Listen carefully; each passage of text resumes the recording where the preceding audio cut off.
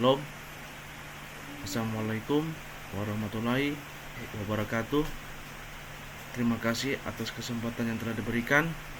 Perkenalkan, nama saya Rianto Paulang dari Fakultas Teknik, Program Studi Teknik Sipil, Universitas Pembangunan Indonesia Manado. Di sini saya akan memaparkan hasil materi saya yang sudah saya pelajari dengan materi sebagai berikut. Yang pertama, sejarah perkembangan bahasa Indonesia. Yang kedua, fungsi dan kedudukan bahasa Indonesia. Yang ketiga, ragam bahasa. Dan yang keempat, pengertian paragraf. Yang pertama, sejarah perkembangan bahasa Indonesia dimulai pada masa penjajahan Belanda. Pada masa itu, Belanda menguasai wilayah Indonesia dan memperkenalkan bahasa Belanda sebagai bahasa resmi dan pendidikan. Namun, bahasa Belanda hanya digunakan oleh kalangan elit dan pendidikan di sekolah-sekolah elit. Sementara itu, masyarakat Indonesia yang beragam suku dan bahasa menggunakan bahasa lokal mereka sebagai bahasa komunikasi sehari-hari.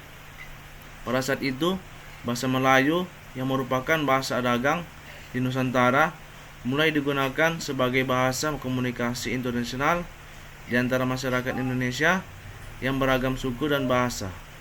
Bahasa Melayu merupakan bahasa yang diperkaya oleh kosakata Belanda dan Portugis.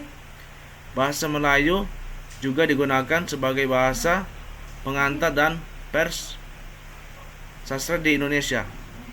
Pada tahun 1928 diadakan Kongres Pemuda II di Surabaya, yaitu tepatnya di Jawa Timur. Kongres tersebut menurut penggunaan bahasa Melayu sebagai bahasa nasional. Hal ini didukung oleh tokoh-tokoh seperti Soekarno dan Muhammad Hatta yang berjuang untuk kemerdekaan Indonesia. Pada saat itu, bahasa Indonesia belum memiliki tata bahasa dan kosakata yang standar. Setelah Indonesia mengalami reformasi politik dan sosial pada tahun 1998, muncul perdebatan mengenai penggunaan bahasa daerah dan bahasa asing. Perbedaan kalangan masyarakat mulai memperjuangkan pengakuan bahasa daerah sebagai bahasa resmi. Namun penggunaan bahasa Indonesia masih dominan di masyarakat Indonesia dan diakui sebagai bahasa nasional dan resmi.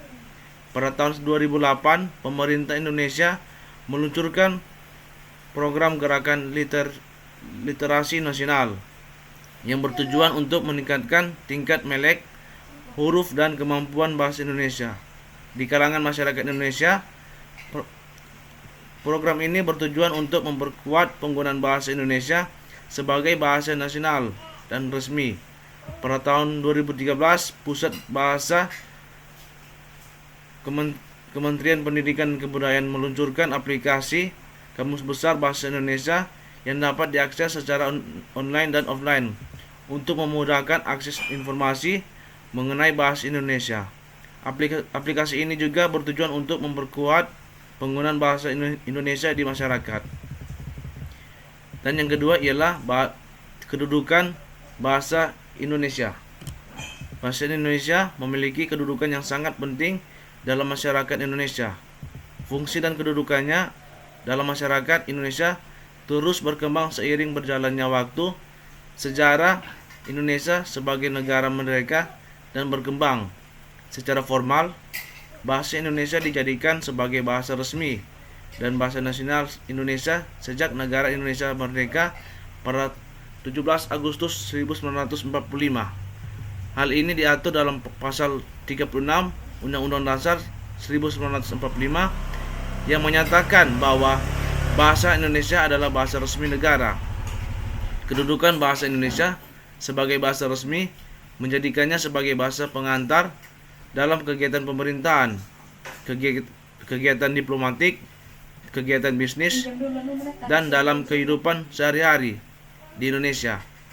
Fungsi bahasa Indonesia sebagai bahasa resmi negara membawa banyak manfaat bagi masyarakat, terutama di Indonesia. Pertama, bahasa Indonesia memudahkan komunikasi antara orang yang berasal dari berbagai suku dan daerah di Indonesia yang memiliki bahasa daerah yang berbeda. Dengan bahasa Indonesia, masyarakat dapat berkomunikasi dan saling memahami satu sama lain tanpa harus belajar bahasa daerah yang berbeda-beda. Kedua, bahasa Indonesia memudahkan masyarakat Indonesia dalam berinteraksi dengan negara-negara lain. Bahasa Indonesia diakui sebagai salah satu bahasa resmi ASEAN dan menjadi bahasa pengantar dalam berbagai forum internasional.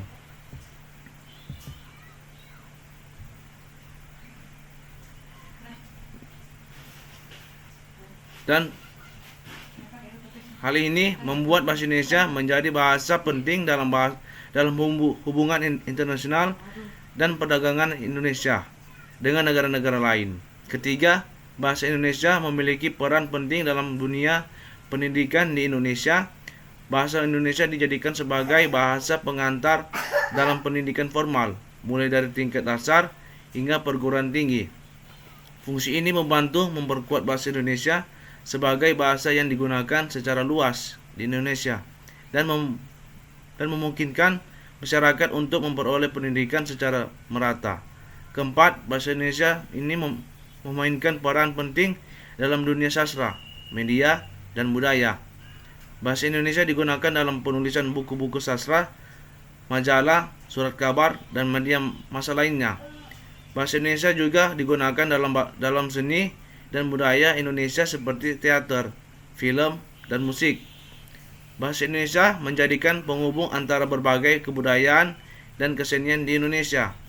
Namun, terdapat juga tantangan dalam fungsi dan kedudukan bahasa Indonesia. Bahasa Indonesia sebagai bahasa resmi dan nasional sering mengalami perubahan dalam kosakata dan bentuk bahasanya, sehingga memerlukan upaya untuk memperkaya dan mengembangkan kosakata dan tata bahasa yang selalu sesuai dengan perkembangan zaman. Dan yang ketiga ialah ragam bahasa. Ragam bahasa Indonesia merujuk pada variasi bahasa Indonesia yang digunakan oleh masyarakat di berbagai daerah di Indonesia. Setiap daerah memiliki ciri khas dan perbedaan dalam menggunakan bahasa Indonesia, termasuk dalam hal tata bahasa, kosakata, dan pengucapan. Ragam bahasa Indonesia terdiri dari 3 jenis, yaitu ragam bahasa baku, ragam bahasa non-baku, dan ragam bahasa daerah. Ragam bahasa baku adalah ragam bahasa Indonesia yang dianggap sebagai standar dan digunakan secara resmi dalam kehidupan sehari-hari, seperti media massa, pendidikan, pemerintahan, dan bisnis. Ragam bahasa baku ini ditetapkan oleh pusat bahasa yang berada di bawah Kementerian Pendidikan dan Kebudayaan. Ragam bahasa non-baku merujuk pada bahasa Indonesia yang digunakan secara informal atau santai di masyarakat, seperti dalam percakapan sehari-hari atau media sosial. Bahasa non-baku sering kali memiliki kosakata atau tata bahasa yang tidak sesuai dengan standar bahasa Indonesia, tetapi masih dapat dimengerti oleh mayoritas masyarakat. Ragam bahasa daerah adalah bahasa yang digunakan oleh masyarakat di daerah-daerah Indonesia sebagai bahasa utama mereka, seperti Jawa, Sunda, Batak, Minang, Bugis, dan lainnya sebagainya. Bahasa daerah memiliki tata bahasa dan kosakata yang unik dan berbeda dengan bahasa Indonesia baku, tetapi masih dapat dimengerti oleh mayoritas masyarakat di Indonesia. Perbedaan antara ragam bahasa Indonesia ini bukan berarti adanya atau nilai lebih atau kurang dan penggunaannya. Dan yang keempat ialah pengertian paragraf.